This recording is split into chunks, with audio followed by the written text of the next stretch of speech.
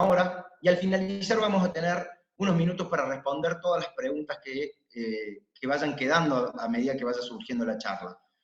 Por tal motivo les pedimos que las preguntas las vayan haciendo a medida que las vayan teniendo y se las envíen al anfitrión.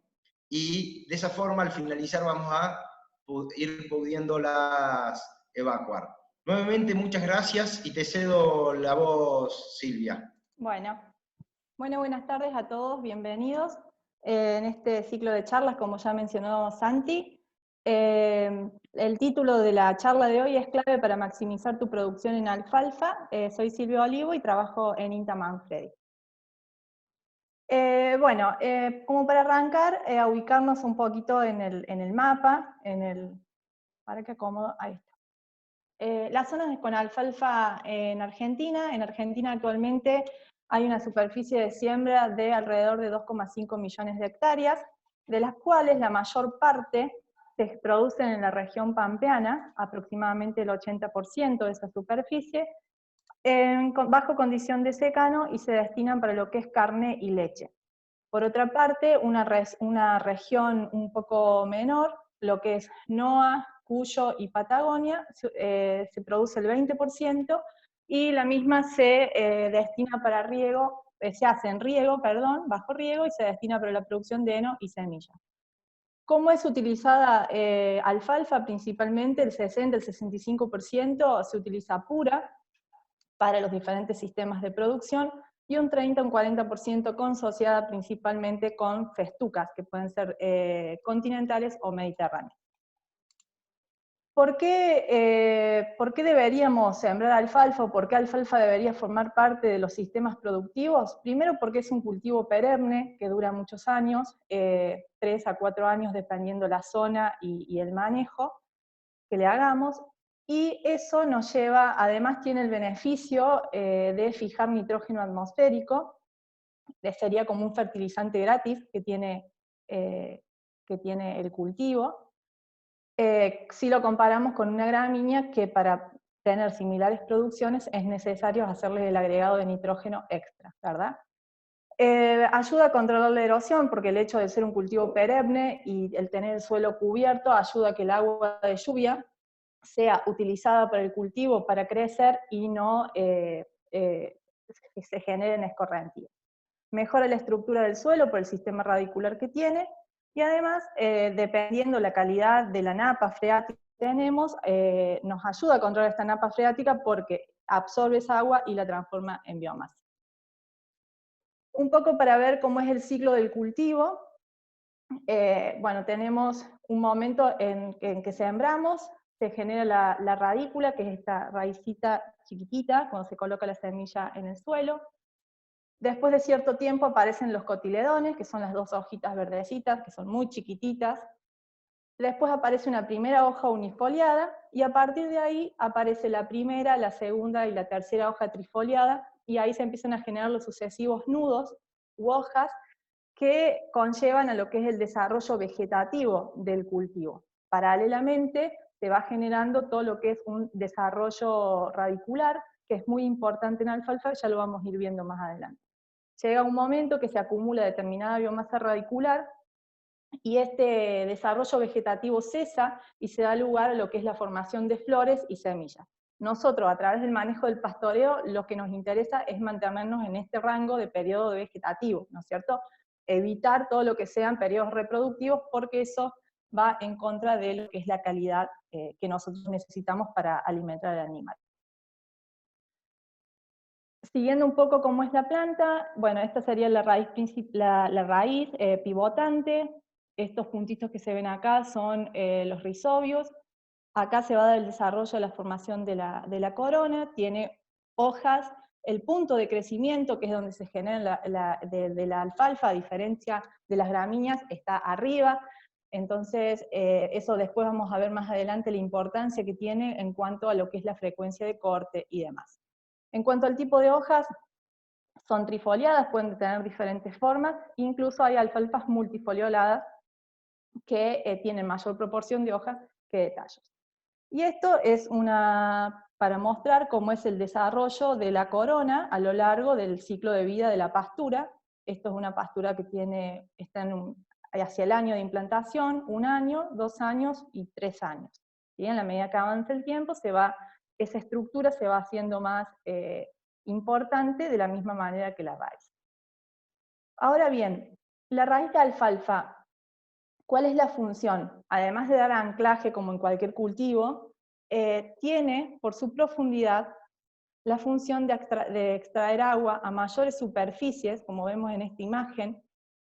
Acá tenemos un cultivo de maíz que tiene como exploración máxima a los 2 metros, y una alfalfa de 4 años puede llegar a una exploración de hasta 6 metros. ¿Sí? Si el suelo no tiene limitantes, es decir, si nosotros no estamos en una zona donde tenemos la tosca cerca, alfalfa puede ir en búsqueda de agua en los meses donde hay menor disponibilidad hídrica por falta de lluvia.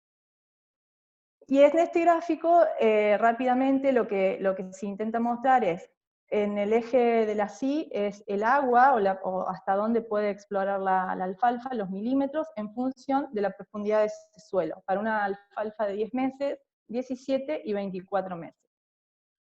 Ya como muestra esta figura, ya a los 10 meses el cultivo es capaz de extraer agua, en su gran parte, de hasta los 2 o 3 metros de profundidad.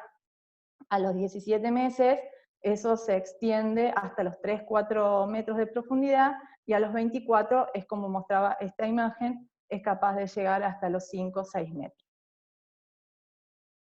Además, la raíz de alfalfa tiene la función de acumular reservas, y eso está directamente relacionado con lo que es la persistencia y el manejo de los diferentes ciclos de crecimiento. Pero sobre todo por la persistencia, que después con cuestiones de manejo vamos a ver cómo incrementamos esto. Hay un momento que es la implantación, que generalmente se da en los meses de otoño, después lo vamos a ver eso más adelante, donde es muy común que nosotros sembremos la pastura, vamos al campo y vemos que tenemos un crecimiento, muy poco crecimiento aéreo. Entonces decimos, bueno, pero si digamos, si bien hay menor temperatura y hay menor radiación, ¿dónde va, digamos, toda esa energía que le llega a la planta? Y está acá, está generando raíces, o sea, del total de energía que le llega a través del sol, casi el 50% lo destina para formación de raíces. Después, entre estaciones, una vez que nosotros ya la empezamos a utilizar a la pastura, en primavera y verano, esa partición o esos destinos son menos prioritarios, que son los meses donde tenemos mayor crecimiento de la pastura, y nuevamente en el otoño e invierno eso se vuelve a incrementar y está relacionado con la dormancia que va a tener el cultivo. Es decir, siempre particiona. En los meses de primavera y verano, esa partición es menor en relación al otoño e invierno o a lo que es el periodo de implantación. Ahora bien, vamos a ver lo que es el reposo invernal, que en alfalfa se habla mucho de lo que es el reposo invernal. El reposo invernal es una característica genética que le permite a las plantas mantenerse en latencia durante un periodo de bajas temperaturas. Pero previo a eso, debió acumular reservas en raíz y corona, que es eso que yo le mostraba recién en la figura anterior. Tenemos diferentes grados de reposo. Tenemos con reposo absoluto, que va del 0 al 5. En Argentina, a mayores, en Esquel, por ejemplo, es común que se utilicen este tipo de cultivares.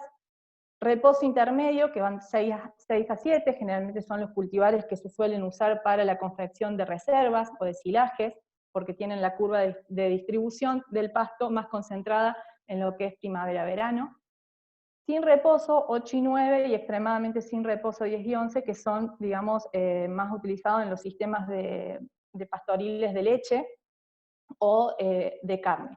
Las diferencias principales son, como lo muestran en la foto, esta es una grado 5, esta es una grado 6 y una grado 10.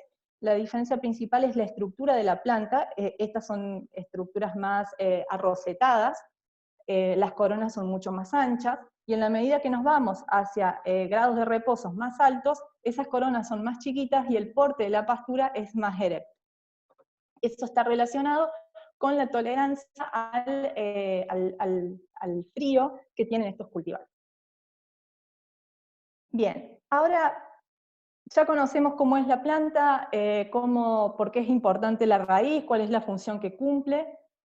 ¿De qué va a depender el crecimiento de este cultivo? Como de cualquier otro cultivo, del sol o de la radiación, de la temperatura, de las lluvias y del suelo. Por eso no cualquier cultivo puede ir implantado en cualquier suelo. Y donde no pueda ir implantada alfalfa por características puntuales del suelo, existen otros cultivos que se adaptan muy bien. Por ejemplo, tenemos el caso de las megatérmicas, que son especies que, manejadas de determinada manera, tienen características en calidad muy similares a lo que puede ser una alfalfa.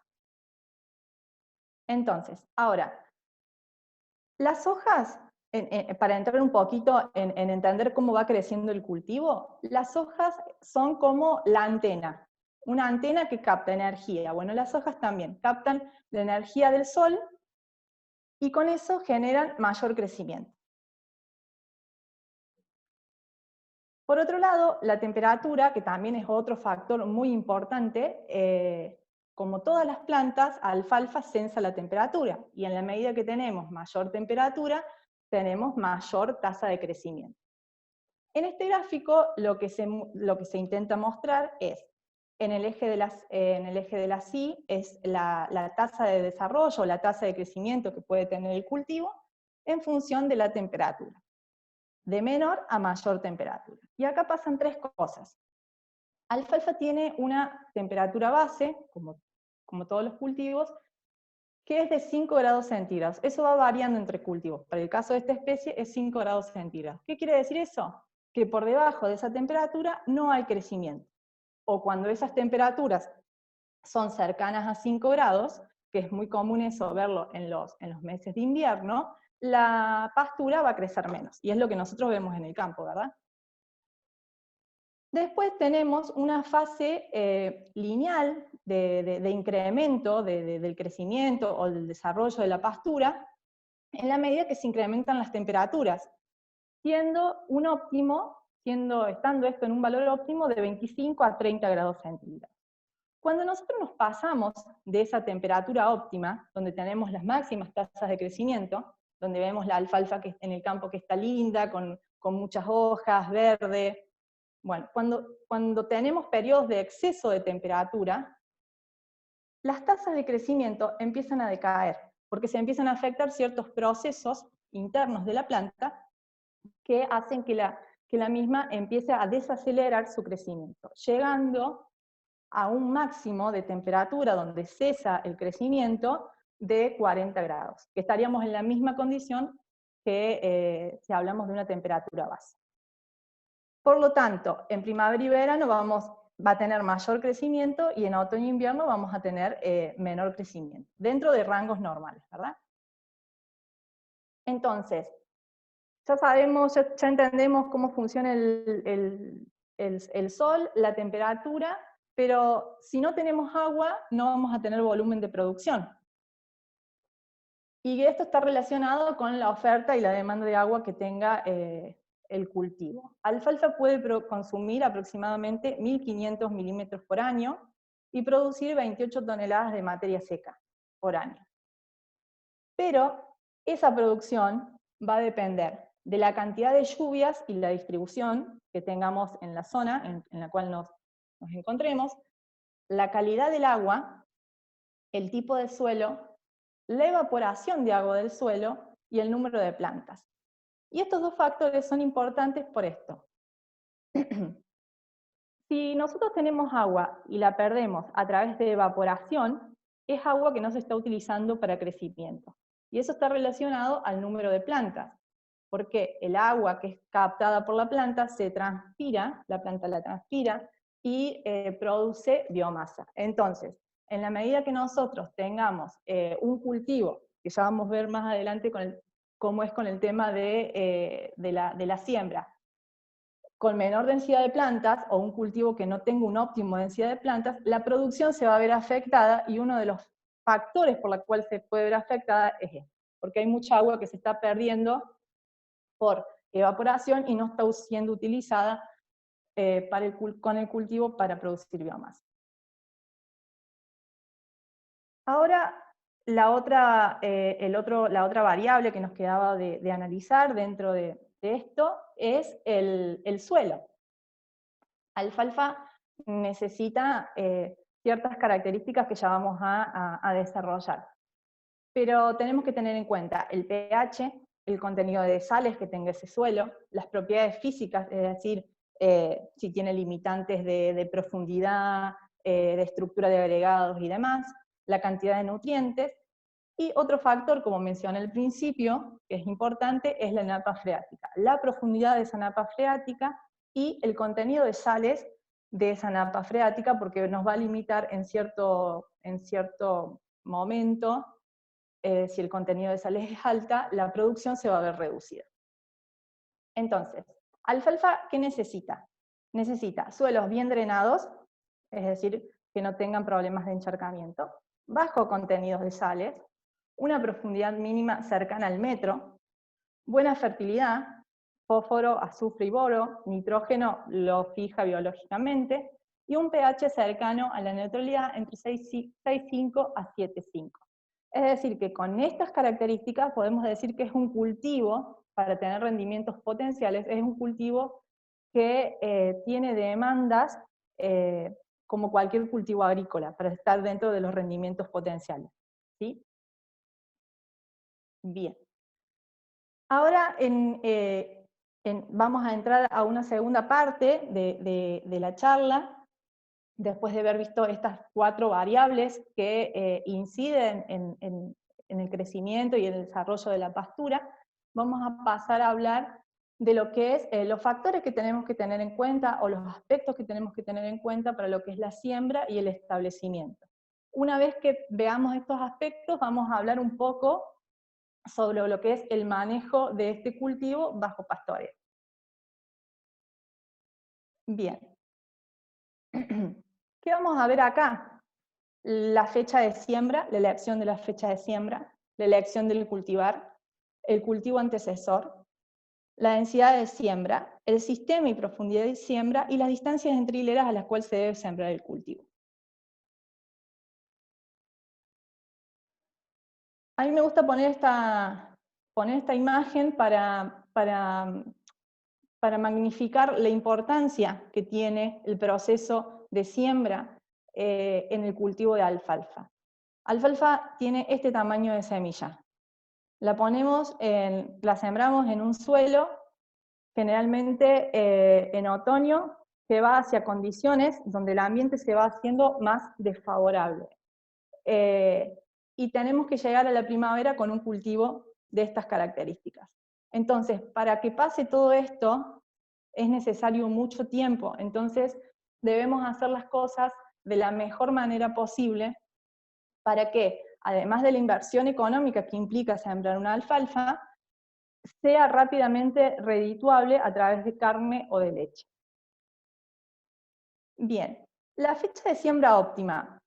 La fecha de siembra óptima, ¿de qué va a depender? Alfalfa se siembra de norte a sur del país. Entonces, definir una siembra óptima, o decir una fecha de siembra, sería un error conceptual interesante a mi criterio. Entonces, ¿de qué va a depender? De las temperaturas óptimas para la germinación y la emergencia, que tengamos buena humedad en el suelo, menor presencia de malezas agresivas, y que sea un periodo donde se favorezca el desarrollo de la raíz y la corona.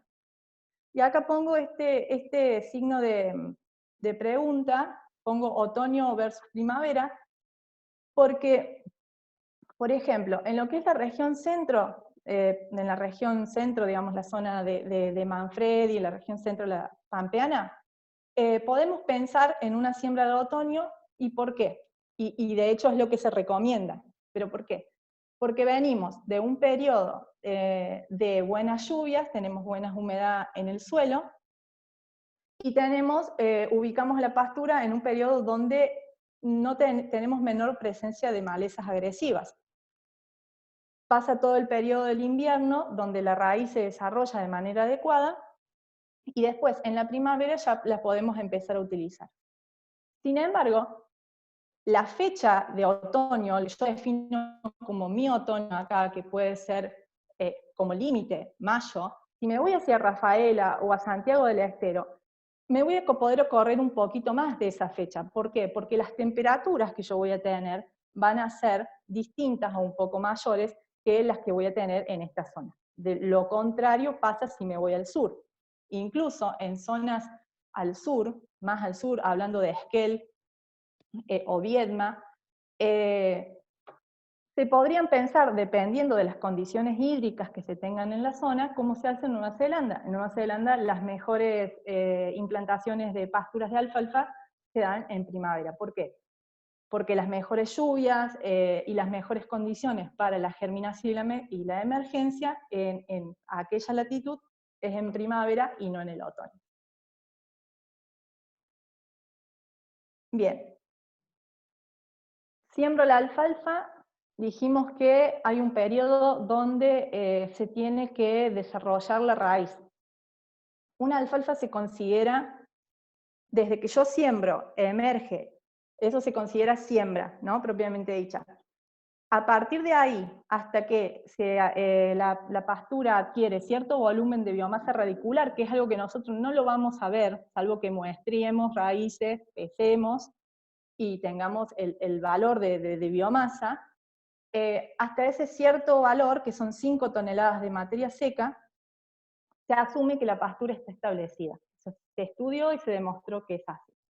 ¿Y cómo lo podemos correlacionar a campo? Desde la siembra. Eso se correlaciona con un 50 o un 60% de floración. Es decir, ya lo vamos a ver más adelante, pero si el desarrollo del cultivo se hizo una siembra en condiciones óptimas, tuvo buena humedad y la primavera tiene buenas condiciones, lo que va a pasar es que cuando la alfalfa logre un 50 o un 60% de floración, nos estaría indicando que está en el proceso de establecimiento casi llegando a su fin. Estos son 3 fotos en las cuales lo que intento mostrar acá es acá en Manfredi, para la zona de Manfredi. Se realizaron 3 siembras distintas, una fue a fin de marzo, la otra fue a principios de mayo, y esta en junio. Que a veces pasa que por rotación o por liberación del lote se termina sembrando en esta época. Y fui a mediados de julio y saqué plantas. Y lo único que hice fue sacar fotos, y las fotos a veces muestran mucho más. El desarrollo que tiene esta planta, esta y esta. Ese invierno fue muy seco, no llovió absolutamente nada. Esta pastura en primavera tuvo una producción mucho mayor que esta, incluso esta, ¿sí? Incluso en esta hubo hasta pérdida de plantas y demás. Y son las típicas pasturas que, si se cuentan las plantas a la primavera, son pasturas que de haber sembrado 300 plantas, es muy probable que vayamos al lote y si hacemos un conteo tengamos alrededor de 100 o 150 plantas, por ejemplo, y son valores cercanos que deberíamos tener para estar pensando, estaríamos hablando de una alfalfa de un segundo a un tercer año. ¿Sí? Ya arrancamos como con un valor muy bajo de plantas, con todo lo que eso acarrea después. Entonces, retrasos en la fecha de siembra también, más allá de tener una menor producción cercana al 70% de diferencias en niveles productivos entre esta y esta, se repercute la producción del segundo año del cultivo porque disminuye en un 25%. ¿Por qué? Porque la alfalfa va a priorizar establecerse.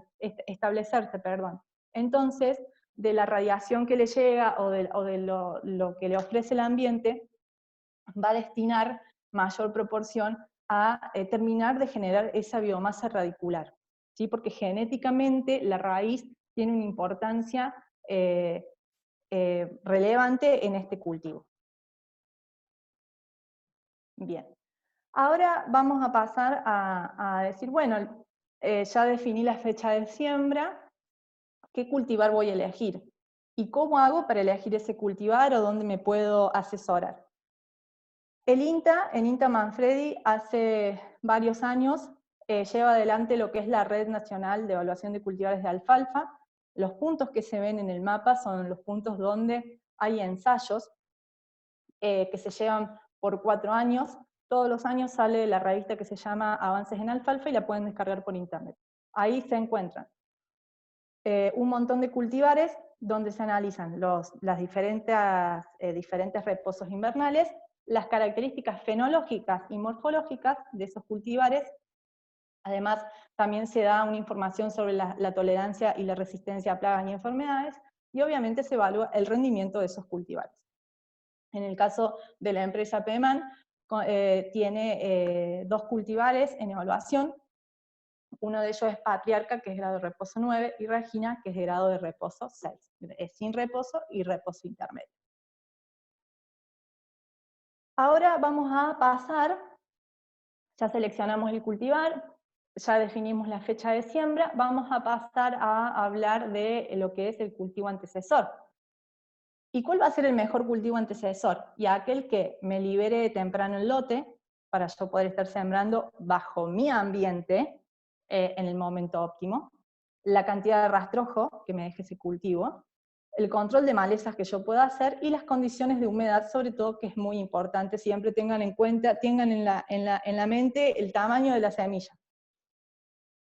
Y en función a ello, para la región pampeana, lo que se ha evaluado que los mejores antecesores serían la moa para arroyo, el trigo o la cebada para cosecha, girasol, y en la medida que vamos hacia maíz o sorgo destinado para silaje, soja de ciclo corto, sorgo forrajero, hasta llegar a una pastura degradada, empiezan a, digamos, a ser peores antecesores para el cultivo. Bien, ahora viene lo importante, que digamos, no es que lo otro no sea importante, pero esto hay que dedicarle un tiempo en entender esto y la importancia de esto. Una buena densidad de siembra, ¿qué es la densidad de siembra? Una buena densidad de siembra es que a los 90 o 120 días de la siembra, yo vaya al campo y cuente entre 250 y 350 plantas por metro cuadrado. ¿Cómo se hace eso?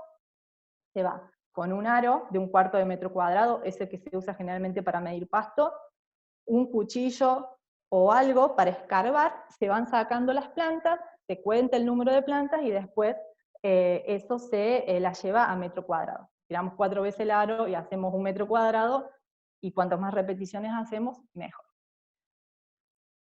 Y si yo necesito esto, ¿verdad? Para a los 90, 120 días de la siembra, ¿cuántos son los kilos que yo tengo que sembrar en el momento de la siembra? Y para esto yo tengo que conocer las plantas por metro cuadrado objetivo que yo quiero, que son estas, el poder germinativo, el peso de las 1000 semillas, el peso de las 1000 semillas puras, sin peletear, la pureza, el porcentaje de peleteo que puedo asumir entre un 30 y hasta un 50%, pero generalmente se toma un 30%, y una eficiencia de implantación. Y la eficiencia de implantación está relacionada, y es muy importante tenerla en cuenta, digamos, en el momento en que yo defino o decido sembrar el cultivo. ¿Y bajo qué condiciones? ¿Bajo qué cultivo antecesor? ¿Bajo qué fecha de siembra? Y demás. Hay que asumir una eficiencia de implantación. Generalmente los datos muestran bajas eficiencias, alrededor del 45-50%. Obviamente que hay lotes registrados y relevados donde esa eficiencia llega a un 80%. Entonces eso depende mucho del momento de la siembra y de cómo se realiza.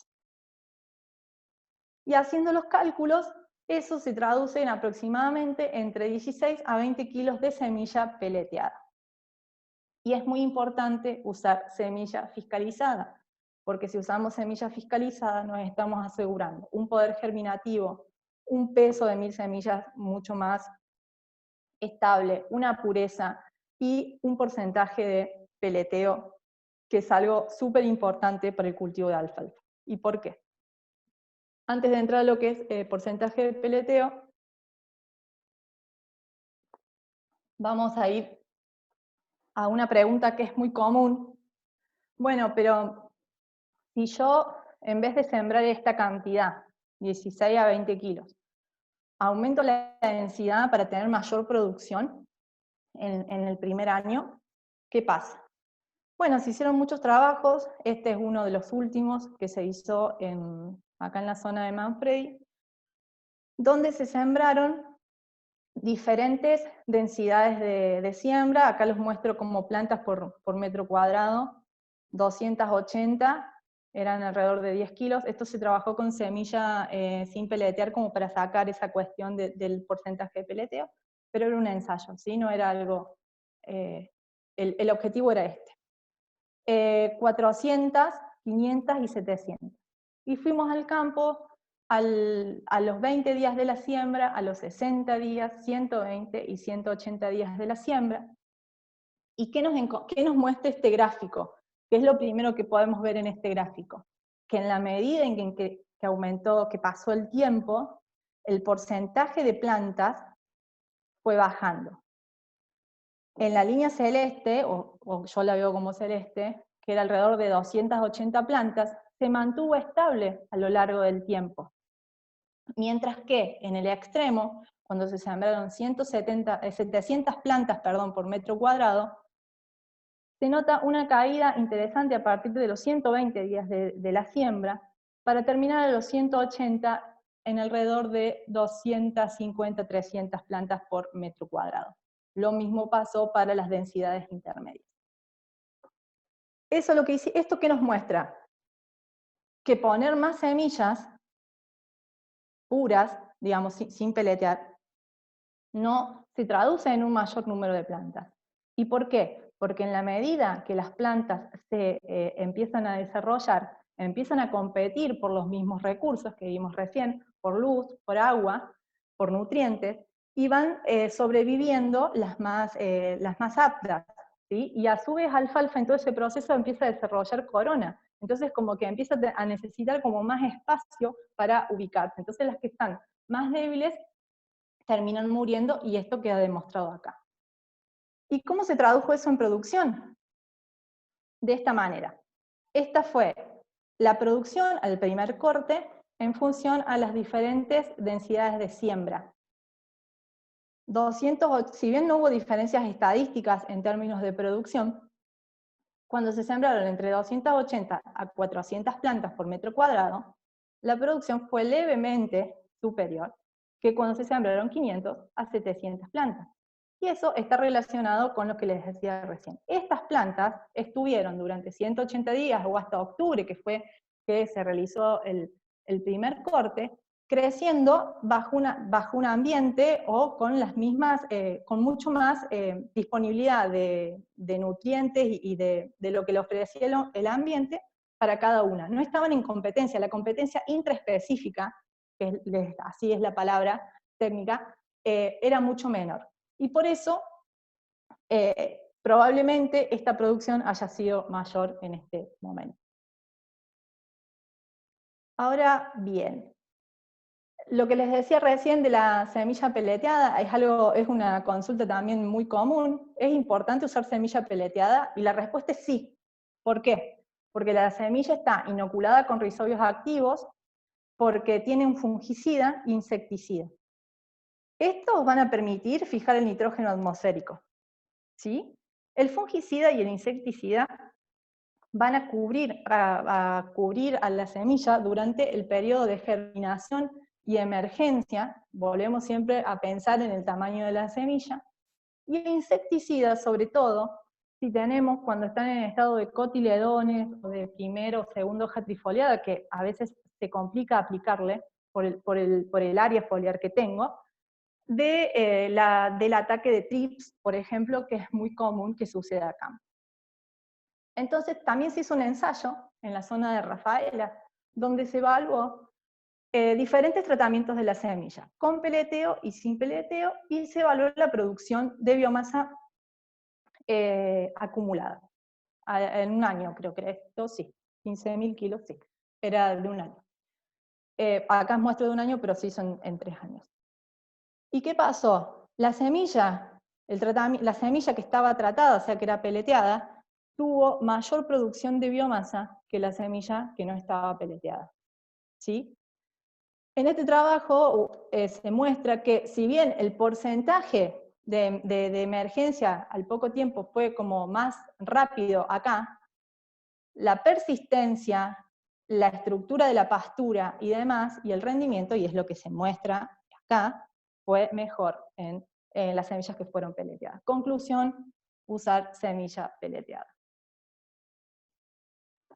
Bien, ahora ya definimos la densidad, hay que ver a qué distancia de siembra la vamos a realizar, la pastura, a qué distancia entre hileras voy a sembrar la pastura. Y existe una distancia de siembra óptima que está entre 15 a 17,5 centímetros.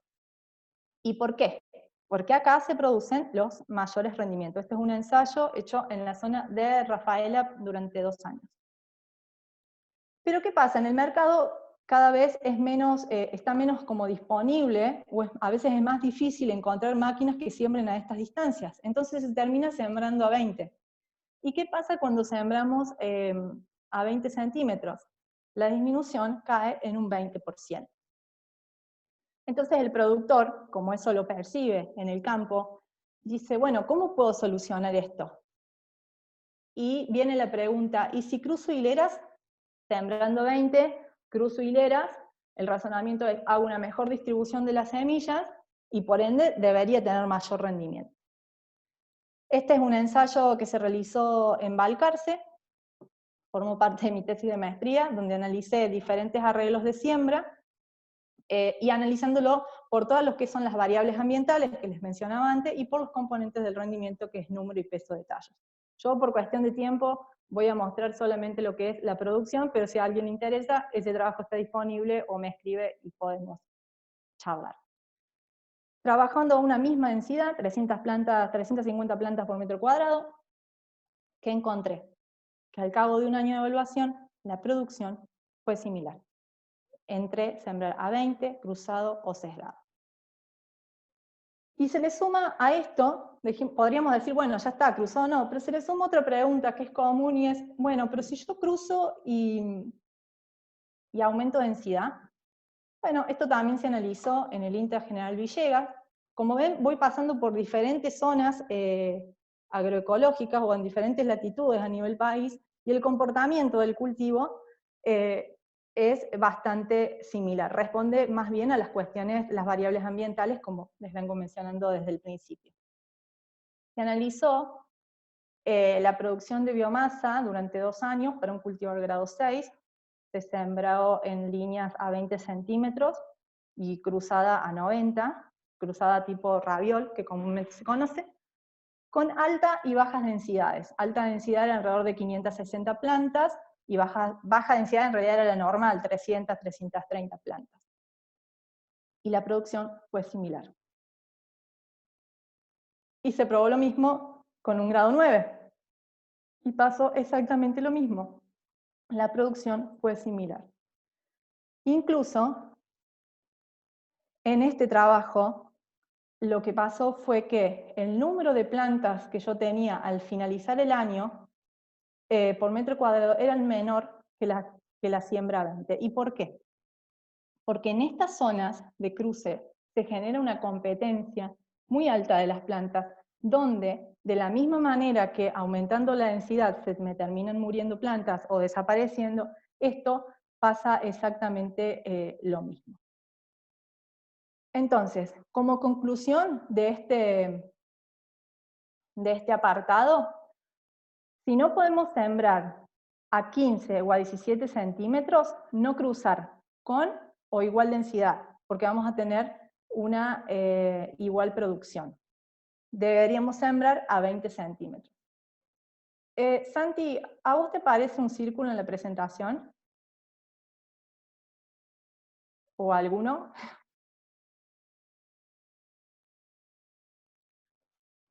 Ahí está, sí, ¿ahí me escuchás? Sí.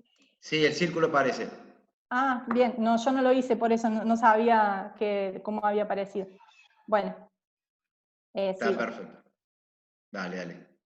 Bien, ahí desapareció. ¿Y qué sistema de siembra puedo utilizar? Bueno, el sistema de siembra puede ser convencional o directa.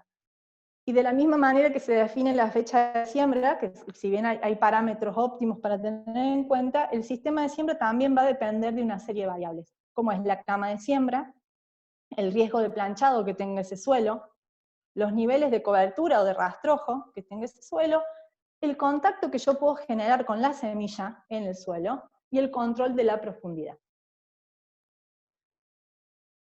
También se hizo un ensayo en el INTA en Rafaela, donde se evaluaron diferentes sistemas de siembra, uno convencional o laboreado, y una siembra directa con y sin rastrojo, y se evaluó la producción de forraje. Y se encontró que no hubo diferencias en lo que es producción de forraje, y eso está un poco relacionado a esto que yo les mencionaba acá, que puede ser uno u otro. Lo importante es que el que sea realizado de tal manera sea realizado de la manera correcta. La siembra directa tiene un montón de beneficios en zonas, y eso ya está súper aceptado. Creo que quizás deberíamos trabajar un poco más en el tema de la liberación del lote, del control de profundidad al momento de la siembra, pero me parece una herramienta súper valiosa para conservar humedad en estas zonas donde, o en las zonas que son más semiáridas, o hay suelos más arenosos. Y ahora pasamos a hablar de lo que es la profundidad de siembra. Y de nuevo, volvemos a la imagen del tamaño de la semilla. Y decimos que la profundidad de siembra es crítica por esto, por el tamaño que tiene la semilla. Y acá hay un trabajito que se hizo en Estados Unidos, pero es perfectamente aplicada, donde se evaluaron los porcentajes de emergencia en función de la profundidad de siembra. ¿Y qué vemos? Que cuando se siembra de 0,6 a 1,3 centímetros, la profundidad, el porcentaje de emergencia fue el 60%, y acá lo podemos ver en la foto. En la medida que aumentamos la profundidad de siembra, el porcentaje de emergencia disminuye. ¿Sí? En 2,5 hay un 48%, y acá, bueno, 1,3 también estaba, 1,3 y 0,6, un 60%, 2,5, 48%, y acá, como se ve en la foto, 5 a 6 centímetros, prácticamente nada. Entonces, si nosotros estamos, por ejemplo, vamos al ejemplo de recién, en un sistema convencional, donde se me fue la semilla profunda, me llueve y me plancha el terreno, el lote, difícilmente vaya a tener una buena emergencia. ¿Y por qué? Porque la semilla de alfalfa tiene que, a diferencia de las gramíneas, que rompen de manera directa la superficie del suelo, tienen que hacer fuerza para que los dos, sale como el gancho, que se denomina, tiene que hacer fuerza para que salgan las dos hojitas a superficie. Entonces es una semilla pequeña que tiene que usar la energía para poder salir. Y una vez que sale, tendríamos que tener la suerte de que nos llueva o que se den las condiciones óptimas de crecimiento para que esa energía que usó en salir pueda ser aportada desde otro lugar para poder seguir creciendo. Entonces podemos hablar de profundidades óptimas de siembra que están en el rango de 1 a 1,5 centímetros de profundidad. Y esto es lo que pasa cuando sembramos y tapamos el surco, ¿no? Tenemos una profundidad aparente que sería de 1 a 1,5, y una donde tenemos la semilla en contacto con la humedad, y una profundidad real que está dada por la tierra que le aplican las ruedas tapadoras de la sembradora. Y ahora les muestro esto para mostrarles lo siguiente. Pasa en muchas situaciones que tenemos que sembrar y no está la humedad en esta profundidad, está un poco más abajo. Entonces, ¿qué hacemos en ese momento? Decimos, no, vamos a esperar una lluvia para poder sembrar esta profundidad, y quizás no queremos arriesgarnos a eso porque no está el pronóstico, porque no hay un pronóstico de lluvia cercano, o porque muchas veces pasa que nos agarra un temporal de otoño y se nos excede mucho la fecha de siembra y terminamos sembrando muy tarde. Entonces, una solución que se da mucho y que lo hacen los productores es retirar las ruedas tapadoras de la sembradora y utilizar las ruedas aprieta semillas o afirmadores tipo Keaton. ¿Esto qué hace? Que se genere, que nosotros podamos ir a mayor profundidad. A campo se ve como que el surco queda abierto, ¿no? Porque al sacarle las ruedas tapadoras es como que si uno corta el suelo y no tiene tierra que lo cubra. Podemos ir hacia una mayor profundidad en búsqueda de esa humedad, que va a ser la profundidad real de siembra, y la profundidad barete, a diferencia de la otra imagen, va a ser mayor, ¿sí? Entonces la semilla va a emerger y va a llegar a superficie sin ningún impedimento. Nosotros pudimos sembrar en esta situación, hubiésemos podido sembrar a término con esta solución y poner a la semilla en contacto con la humedad, que es lo que a nosotros nos interesa. Bien. Entonces, ya sembramos la semilla, ya sembramos el cultivo, ya hicimos todas las tareas, esperamos que se establezca. Después de eso, de la siembra, de esperar unos varios meses, llega el momento del primer pastoreo. Y es decir, bueno, ¿y cuándo hago el primer pastoreo? Bueno, por ejemplo, si sembramos en otoño, vamos al campo en el invierno y vemos esto. Y es muy común que en el invierno, a veces, si se sembraron los verdeos o no se hicieron buenas reservas en el verano, vemos esto y decimos, lo quiero comer. Y no hay que comerlo. La recomendación es no se debe comer. ¿Y por qué? Porque están creciendo las raíces. ¿Sí? Entonces toda esta superficie, esta biomasa de hoja, está ayudando a que crezca la raíz y que se acumulen esos kilos de biomasa radicular que necesito para que el cultivo pueda persistir a lo largo del tiempo. Llega lo que es primavera tardía para esta zona, y cuando tenemos un 50, un 60% de floración, si el año fue normal, digamos, si no tuvimos sequías extremas y demás, podríamos estar en condiciones de decir que tenemos una pastura que está en condiciones de ser utilizada y de que no vamos a afectar su persistencia. Entonces, eso sería el momento de decir, bueno, cuando yo desde que siembro hago el primer pastoreo.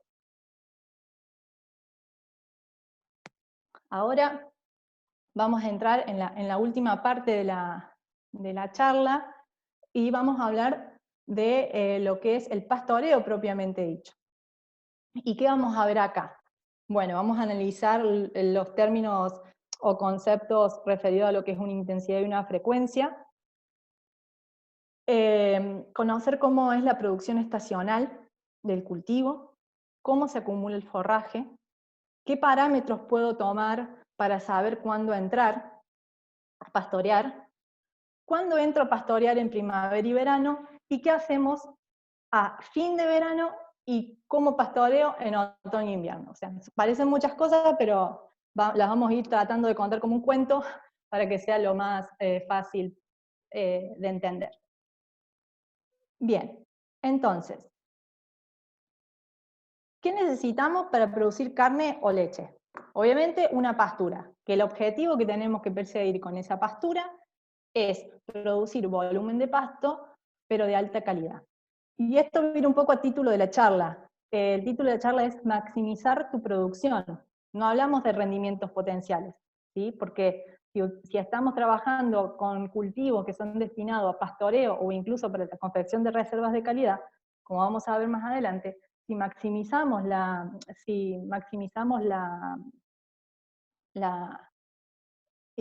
llegamos al máximo el rendimiento, vamos en detrimento de la calidad. Entonces, ¿de qué manera nosotros podemos producir volumen de pasto de calidad? A través del manejo del pastoreo. Pero para eso necesitamos saber cómo crece la planta, ¿verdad? Y en alfalfa, como lo vengo mencionando a lo largo de toda la charla, es súper importante conocer cómo crece y debemos cuidar la raíz. Y el objetivo que perseguimos en el animal es tener las máximas ganancias de peso o producir más leche. Bien, ahora vamos a hablar de lo que es el manejo del pastoreo, haciendo referencia a los términos mencionados de lo que es la frecuencia y la intensidad. La intensidad es la cantidad de hojas que yo cosecho o que me come el animal, digamos, cuán abajo yo me voy, es lo que comúnmente se dice. Bueno, ¿hasta cuánto puedo bajar? ¿Cuál es el remanente que tengo que tener de salida de la parcela? En alfalfa se estipula que entre 5 a 7 centímetros son los remanentes óptimos para el cultivo. Pero más allá de la intensidad, la frecuencia es más importante en alfalfa. ¿Por qué? Porque si bien, ya lo vamos a ver, particiona menos en primavera-verano, siempre los rebrotes surgen desde las reservas que tiene de la raíz. ¿Sí? Si a esto lo comparamos con una gramínea, por ejemplo una festuca o alguna megatérmica, necesitan tener hojas para poder rebrotar, porque necesitan de esa antena para poder captar la radiación. Entonces, ¿qué es lo que es la frecuencia? Es el intervalo entre dos pastoreos o cada cuánto puedo volver a la franja. Y para eso, es un poco lo que les mencionaba recién, en alfalfa, ese cada cuánto puedo volver a la franja va a estar determinado por lo siguiente. Este es el inicio de un crecimiento, o sea, acaban de salir los animales, pasó esto. La planta empieza a crecer y empieza a consumir las reservas que tenía guardadas, ¿sí? Crece, crece, crece, y en la medida que crece hay una parte que destina a crecimiento aéreo y otra parte, como ya vimos, que la destina a las raíces. Hasta que llega un momento donde se equilibra la producción, la calidad, y no se afecta la persistencia, es decir, que estamos con la raíz llena de reservas, eso es el 10%, que es lo que comúnmente, cuando uno lee los libros, o se recomienda, bueno, el inicio del pastoreo o es con un 10%. Pero ya vamos a ver de qué manera podemos manejar eso para tener mejor calidad y mejores ganancias de peso. Esta recomendación del 10% nace desde Estados Unidos, donde es totalmente válido y la superficie se cosecha en un mismo momento toda. Entonces, de esa manera, nosotros, si tenemos la posibilidad de cosechar todo junto y no estamos bajo un sistema de pastoreo, lo estamos destinando para la confección de reservas, probablemente ese sea el manejo, es de hecho el manejo adecuado. Un poco con el tema de las reservas, no es que sea insistente, pero es como que me interesa que quede claro esto para entender cómo sería el manejo que se va a proponer después, que viene desde Nueva Zelanda. En primavera y verano tenemos mayor crecimiento aéreo, menor partición a raíz, mientras que fin del verano, otoño e invierno, la planta ya empieza a destinar por cuestiones de entrar en latencia a lo que es raíces. Entonces la partición es mayor acá y empieza a caer la producción. Dicho esto, habíamos hablado de que nosotros debíamos conocer cada cuánto, digamos, para saber cada cuánto tenemos que volver a la franja, debemos conocer primero, o sea, a un nivel más macro, cómo es la distribución de ese forraje. Hoy, obviamente, es alfalfa, pero si yo trabajo con otros cultivos en mi esquema de rotación, conociendo la distribución, yo voy a poder saber qué carga animal va a aportar mi sistema, ¿sí? Y bajo determinadas condiciones de lluvias y demás. Entonces, esta es la distribución en el eje de la SI, la distribución estacional del forraje, y para los diferentes meses del año. Estos puntitos que se ven acá son diferentes zonas agroecológicas, y lo que intento mostrar acá, por ejemplo, y grados de reposo, ¿sí? Anguil con reposo intermedio, sin reposo, Marco Juárez, una zona más húmeda, Rafaela, una zona húmeda y con un poco mayor temperatura. Y en rangos generales, porque el porcentaje de distribución está concentrado en estos meses de primavera y verano. En estos meses del año tenemos las mayores tasas de crecimiento. Y esto, o sea, lo importante de entender esto es decir, bueno, si yo en Marcos Juárez, a mí mi cultivo me produce 20.000 kilos de pasto al año, yo sé que entre el 45 y 50% del total de ese pasto lo voy a tener en estos meses concentrado. Y la menor proporción en invierno y otoño. Ahora, si en Anguil a mí la pastura me produce 7.000 kilos al año, llevándonos a valores extremos para que entendamos, la proporción va a ser la misma. Es decir, lo que a mí me determina el rendimiento total, yo lo voy a afectar por el porcentaje de distribución estacional y voy a decir, bueno, yo en este periodo cuento con esta oferta de pasto. ¿De qué manera la aprovecho de la mejor manera posible? O conociendo eso, digo, bueno, tengo que aumentar la carga, veo qué manejo hago. ¿Y por qué en los meses de primavera y verano tengo este mayor crecimiento aéreo? Porque como veníamos hablando, tengo mejor radiación, digamos desde el otoño en adelante los meses empiezan, las temperaturas y los días empiezan a alargar, entonces tengo mejor radiación, más temperaturas. En la gran parte de esta zona de la región pampeana empiezo a tener mayores precipitaciones y una vez más, muestro lo de la partición, tenemos menor partición a raíces en este periodo.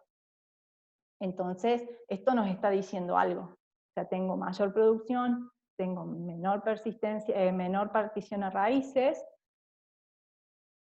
¿Cómo hago para aprovechar este mayor crecimiento? ¿Sí? Porque yo ya sé que en ese periodo yo voy a tener mayor producción de pasto. Perfecto. Y conozco todas estas variables. Bien. Ahora, de lo más macro, vamos hacia lo que es un ciclo de rebrote. Tengo que saber cómo se acumula el forraje dentro de un ciclo de rebrote. Y esto es lo que vamos a ver acá. Esto es meramente esquemático. Tenemos en el eje de las Y la acumulación de forraje y en el eje de las X los días. Salen las vacas de la parcela, o la corto para hacer reservas, y se empieza a generar toda una nueva estructura de hojas. ¿Sí? Es común que esto tenía aproximadamente una semana de rebrote. Estaríamos en esta fase de la curva. Esta es una curva de crecimiento donde tenemos una fase de alta división de generación de hojas, de esos puntos de crecimiento que les mostraba, que hablaba al principio, que estaba arriba. Bueno, la planta recibe la luz y se van generando de los brotes de los tallos que quedaron del pastoreo anterior, o de las yemas de la corona, que también de ahí salen muchos brotes, se van generando nuevas hojas y nuevos tallos. Tenemos una fase que se conoce como fase lineal, y es una fase donde tenemos las máximas tasas de crecimiento, que esto podemos estar acá pensando en esta zona cuando vemos una alfalfa en un prebotón, creciendo bajo condiciones óptimas, que son esos lotes de rebrotes de primavera, que vamos al campo y que vemos que el cultivo está apenas cerrando el surco y que se ven todas las hojas verdes y los tallos son tiernos. Digamos, es una pastura que da ganas de comerla. Bien, si seguimos avanzando en esta curva, llegamos al 10% de floración, que es lo que yo les mencionaba antes, que está un poquito antes del máximo rendimiento. Y ahí tenemos ese equilibrio que yo les mencionaba de calidad, volumen y persistencia de la pastura. Y después llegamos a una zona de máximo rendimiento, generalmente es esta situación, cuando tenemos plantas totalmente florecidas. Y en la medida que pasa el tiempo, digamos, esta curva se hace así y después se plancha, ¿sí? Si yo esta pastura la dejo de acá a acá, o de acá a acá, yo la empiezo a dejar, ¿qué va a pasar? El rendimiento se va a aumentar, pero se va a aumentar por cuáles de los dos componentes. Tenemos dos componentes del rendimiento, el número y el peso número de tallos, y digamos que están, porcentaje de hojas, perdón, y número de tallos. Y ese número de tallos está afectado por el peso. Número y peso de tallos. Si yo estoy acá, digamos, el porcentaje de hojas a lo largo del ciclo de crecimiento del cultivo generalmente anda entre un 60 a un 70%. ¿Sí? A partir de acá, es esta línea amarilla que se ve, cuando la pastura empezó a cerrar el surco, está contabilizado que se empiezan a caer hojas. ¿Por qué? Porque no llega no llega la luz, entonces se van generando nuevas hojas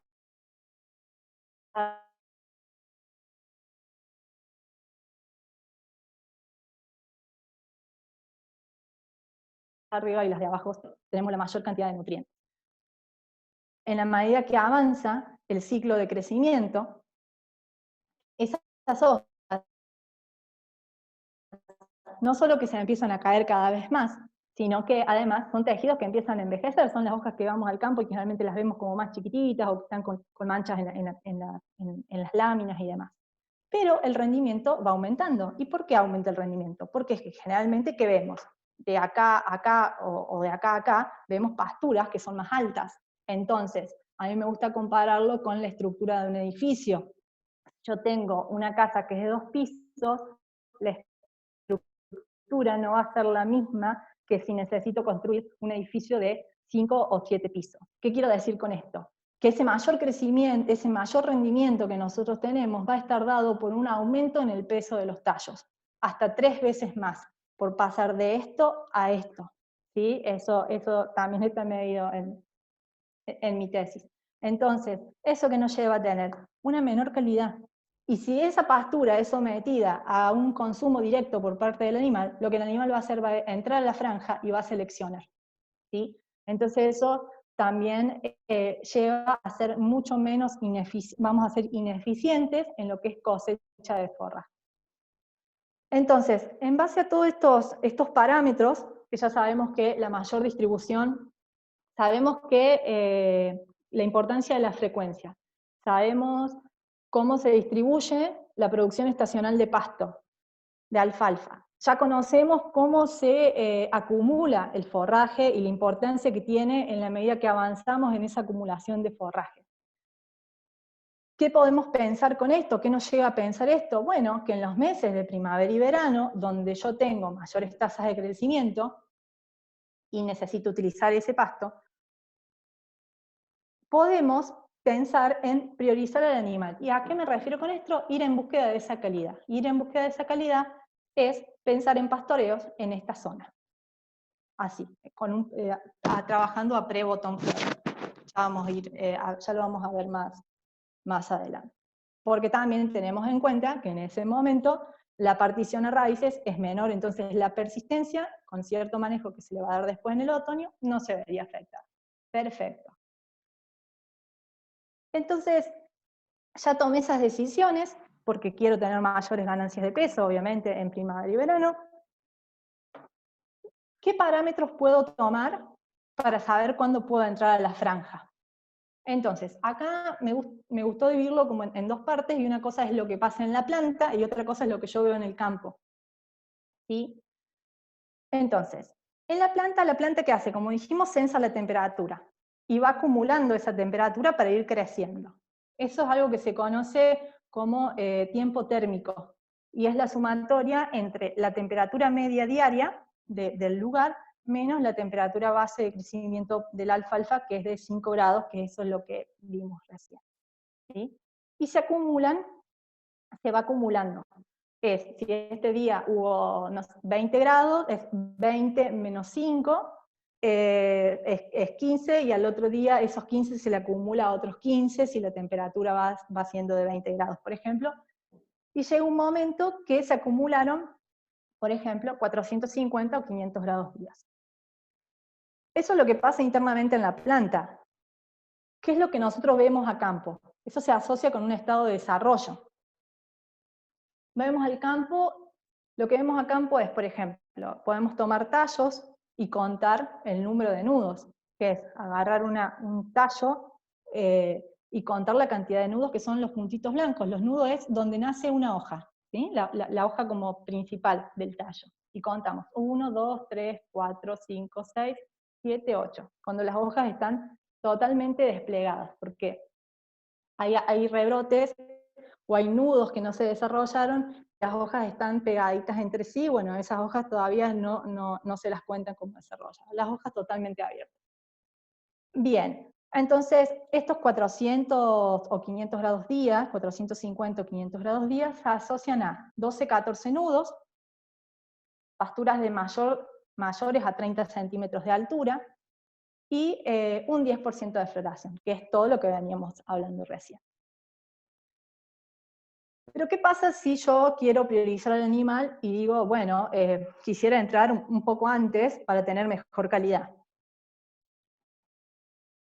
Esto puede ser alrededor de 350, podemos estar hablando de 350 a 380 grados días, y se relaciona con un valor de 8 a 10 nudos, a pasturas de menos de 30 centímetros, y podríamos hablar de un pre-bottom floral.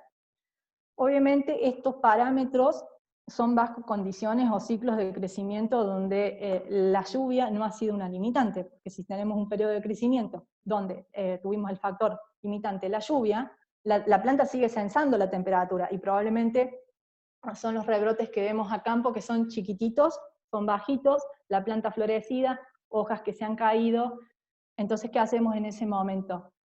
Probablemente el número de nudos se haya desarrollado, pero como la planta creció bajo estrés, el largo de los entrenudos, que es esto, va a ser más corto. Entonces eso nos lleva a tener una menor altura. ¿Sí? Hay quienes recomiendan remover ese forraje y esperar que se restablezcan las condiciones para que se genere un nuevo ciclo de crecimiento.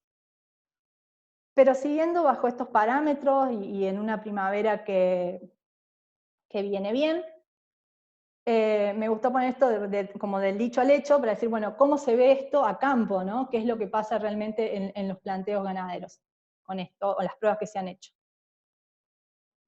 Si yo entro, mi primer franja, y tengo una carga fija, manejo una carga fija, porque si tengo carga variable y tengo X cantidad de superficie, pongo una cantidad de animales que me coman todo en un momento y la saco como si fuese una máquina.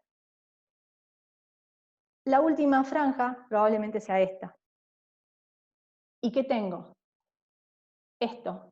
Cuando yo abro esa planta, digamos, abajo, para ver qué hay, es esta estructura de planta, tallos altos, hojas que se han caído. Todas estas hojas son las que se han caído, que yo no me las comí.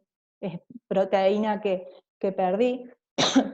O sea, fue como nutriente al suelo, ¿no? Pero a mí me interesa que se transformen en carne o leche además, porque alfalfa a través de la raíz también puede hacer sus aportes a nivel de fertilidad del suelo.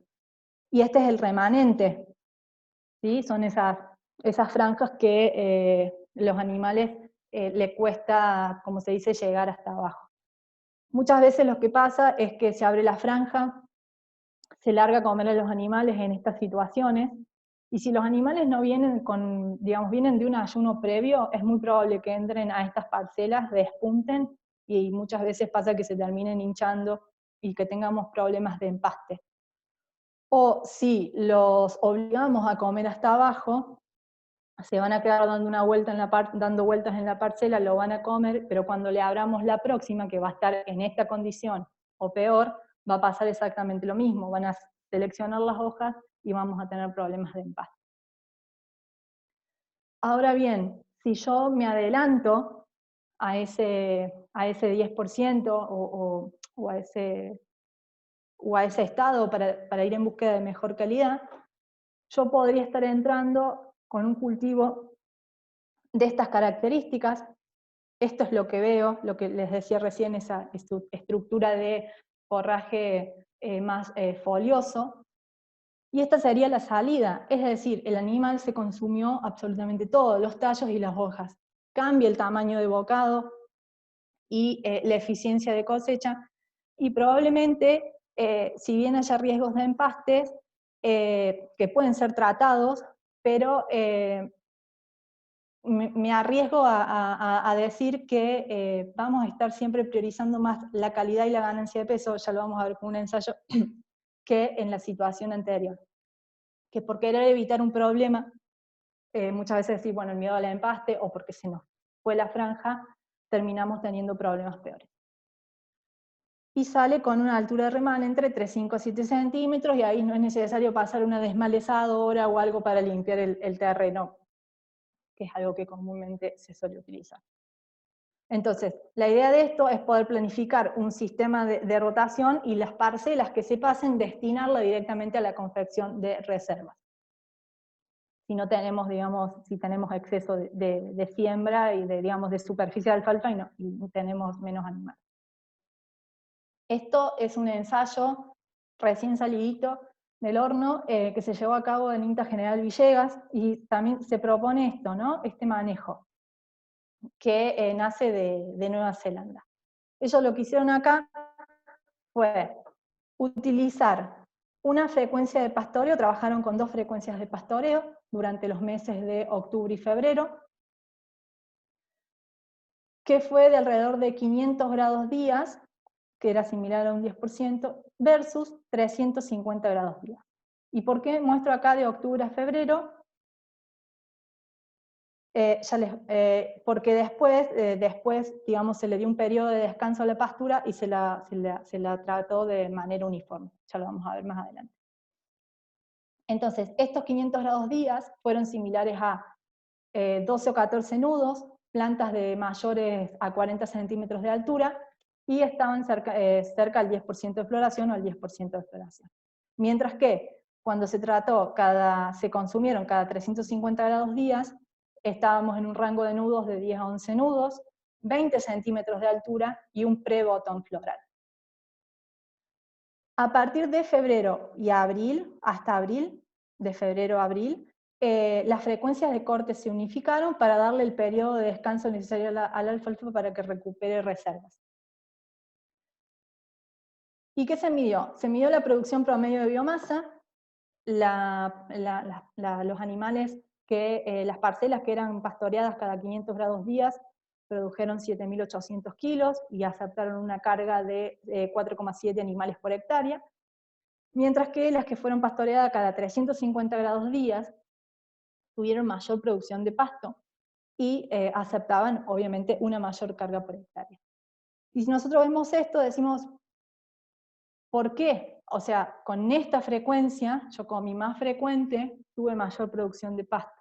Porque en esa curva que yo les mostraba, que es tipo una S, comiendo de esta manera, nos estamos adelantando siempre a estas máximas tasas de crecimiento, entonces estamos comiendo siempre forraje de mejor calidad, lo que el animal se está llevando es mayor, y además pude hacerle más cortes en comparación a esta que fue pastoreada más lenta. Es decir, ¿no? Cuando pasa el tiempo, el aumento del rendimiento no es mayor, sino que incluso puede llegarse a disminuir. Eso nos llevó a tener una ganancia de peso, les llevó a tener, ¿no?, una ganancia de peso diaria de 565 gramos, kilogramos, perdón, 0,565 kilos por animal por día, versus 0,600 kilogramos por animal por día. Y eso se tradujo a una producción de carne medida en kilogramos por hectárea por año de 450 versus 600.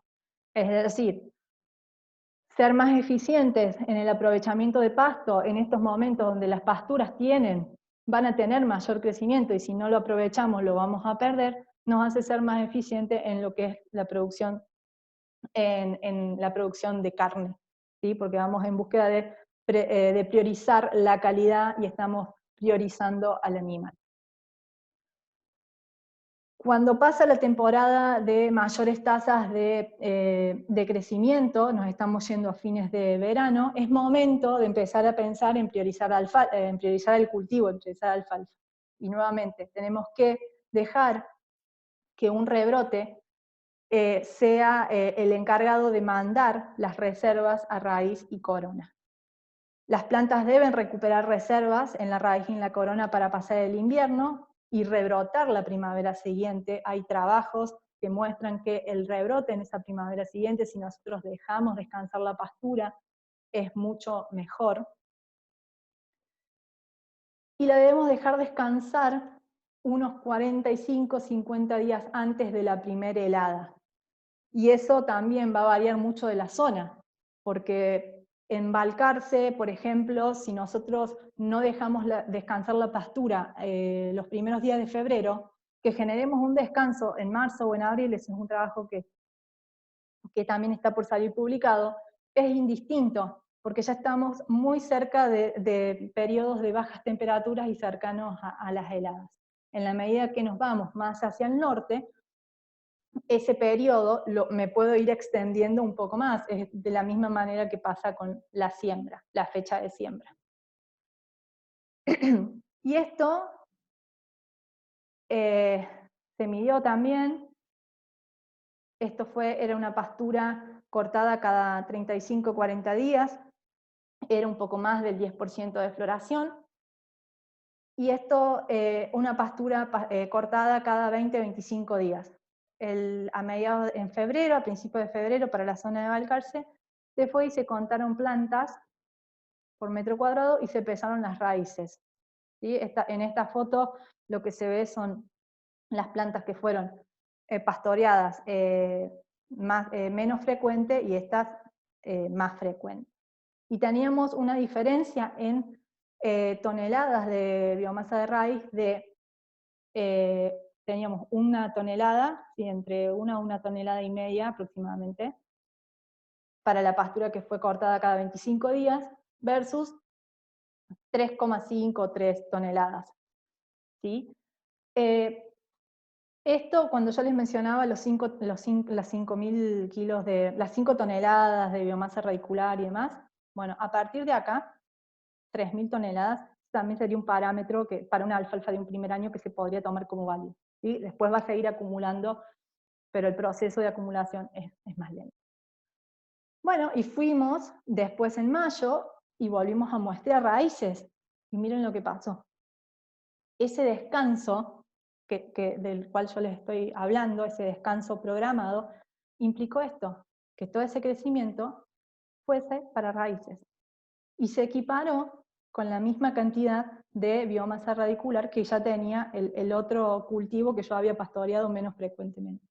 Es decir, aproveché lo que me ofrecía la pastura durante primavera y verano, la dejé descansar en un momento apropiado y recuperó reservas. ¿Y cómo fue la producción a ese primer corte siguiente, digamos, de la primavera?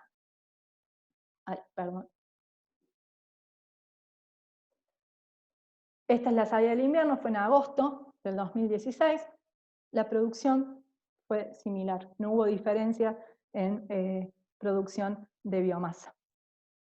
¿Sí? Entonces, esos descansos programados son los que son importantes y debemos tener en cuenta para no afectar la persistencia del cultivo. ¿Sí? Pero sin dejar de usar, de priorizar la calidad y lo que nos ofrece la pastura durante los meses de primavera y verano. ¿Y qué hacemos durante el otoño e invierno? Porque tenemos zonas donde las lluvias, o donde por ahí las temperaturas no son tan extremas, y si estamos usando alfalfa sin grado de reposo, podemos tener crecimiento. Pastoreamos en función al rebrote basal, y cada 500 grados días, que pueden ser de 35 a 40 días, dependiendo de la zona. Pero nos basamos de esto, ¿no? Del rebrote basal, porque obviamente en esta época no tenemos floración. Entonces, resumiendo, para los meses de primavera y verano, definimos priorizar al animal, buscamos calidad, volvemos a la franja más frecuente, un prebotón, 20-25 días, 20 centímetros de altura, 8 a 10 nudos. Fin del verano, priorizamos la alfalfa porque queremos la persistencia de la pastura, necesitamos recuperar reservas a raíz. Y en inviernos seguimos, entre comillas, priorizando la alfalfa porque pastoreamos menos frecuente, porque tenemos menor crecimiento además, como ya lo vimos, en función a un rebrote basal de 5 centímetros. Y un poco lo que les mencionaba antes, en función de las lluvias que tengan y las temperaturas de acuerdo a su zona. Bien, entonces, como a modo de resumen de la charla, me pareció interesante poner esto. Conocer el ambiente nos va a permitir ser más eficientes en el proceso de toma de decisiones que abarcan desde la siembra hasta la utilización de la pastura, y eso va a impactar positivamente en la productividad del sistema. Muchas gracias.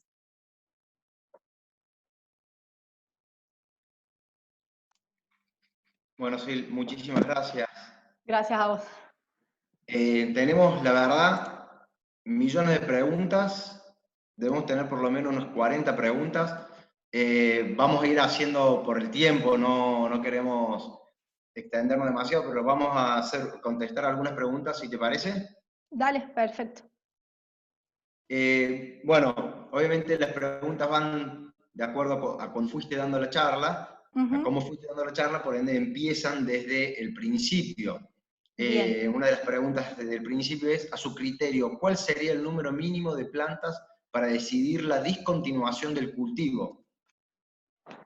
Eso supongo que refiere a cuando yo tengo que decir, bueno, voy a secar esta alfalfa, después de que pasaron Exactamente. Bueno, podemos hablar de un rango de 80, entre 60 a 80 plantas. Ahí podríamos pensar en decir, bueno, llegó el cultivo cumplió su vida útil. De todos modos, también hay que, digamos, sí o sí hay que ir y contar, hay que ir con una pala a sacar las plantas porque es muy difícil cuando la pastura está digamos, bien implantada, contar plantas porque no se pueden separar. En la medida que tenemos menos plantas, vamos a tener el lote con mayor invasión de malezas, y eso también se nos va a tornar antieconómico. Entonces, bueno, creo que es momento de darle lugar a otra secuencia de cultivos para después volver con la pastura. Bien. Silvia,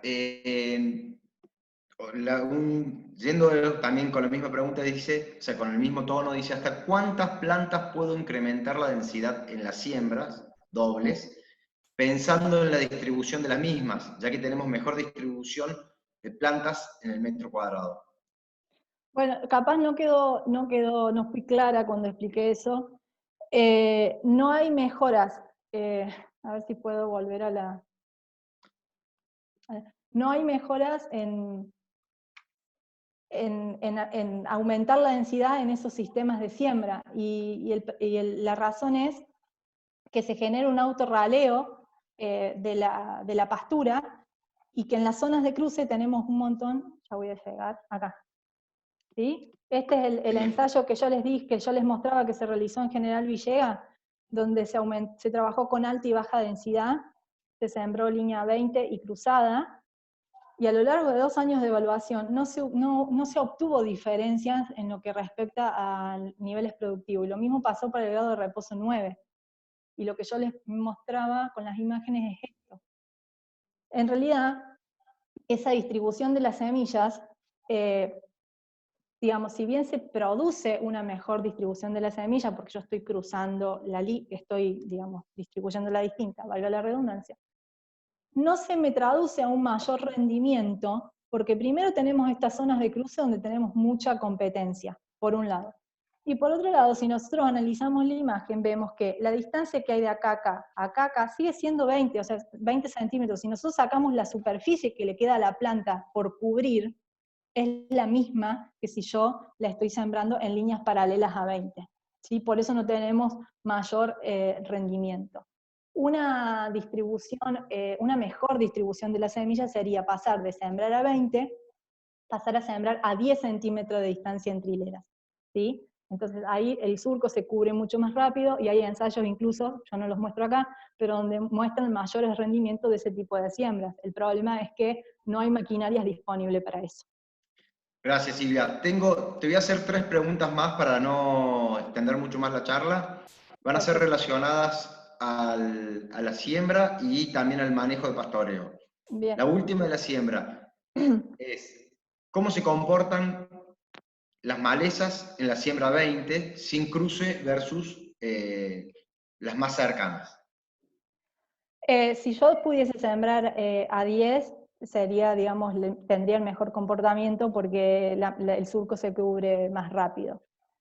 El tema de malezas, yo la pregunta, siempre lo devuelvo con una repregunta, y es decir, si tenés que sembrar un cultivo de soja, ¿vos elegirías cruzar para tener una mejor competencia con las malezas o trabajarías en un mejor barbecho previo? Esa sería como mi respuesta a esa pregunta. Yo no vi mejor comportamiento en cuanto al control de malezas. Bien, gracias.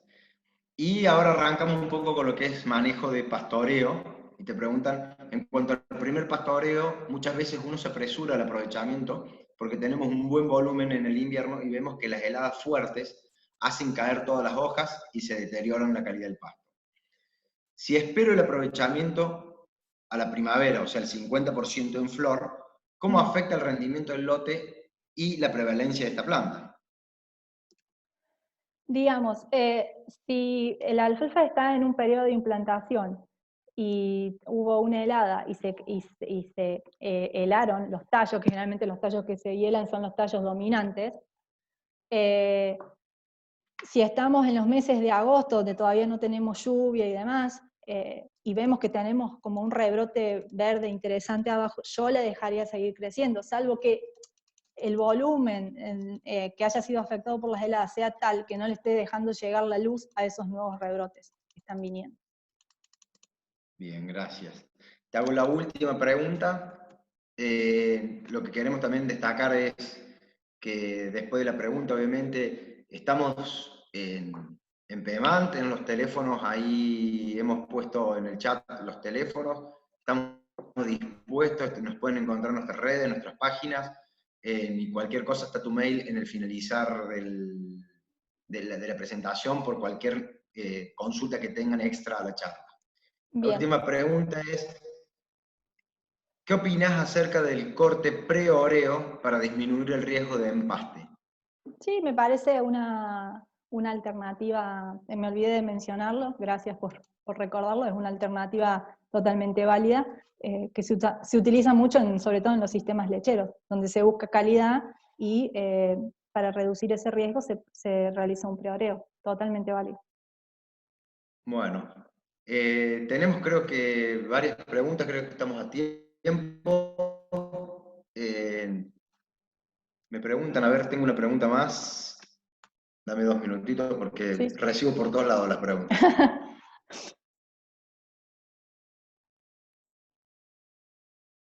El uso según de grupos de madurez, por ejemplo, la grupo 6, la Regina, o la Patriarca, grupo 9. 9. Sí, ¿en qué sentido?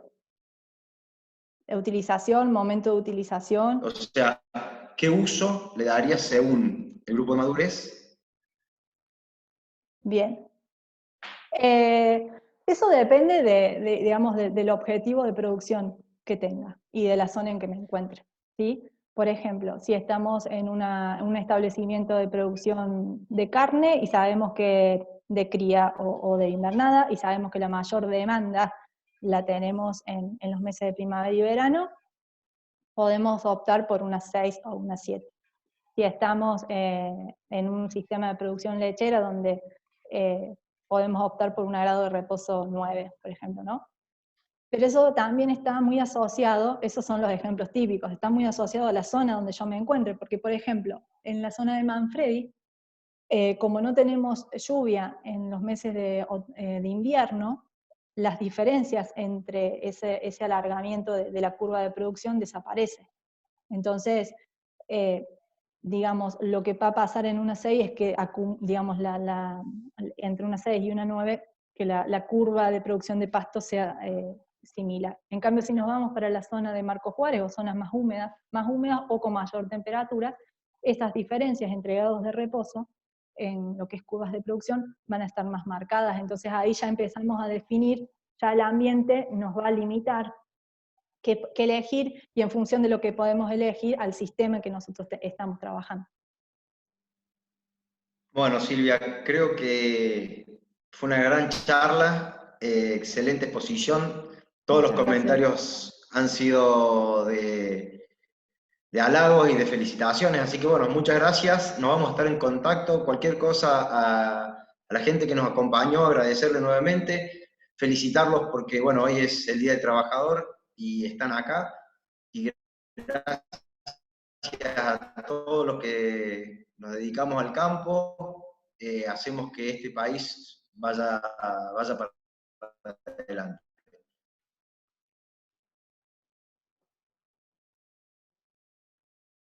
Cosas, estamos en las redes, estamos en el teléfono, estamos atendiendo.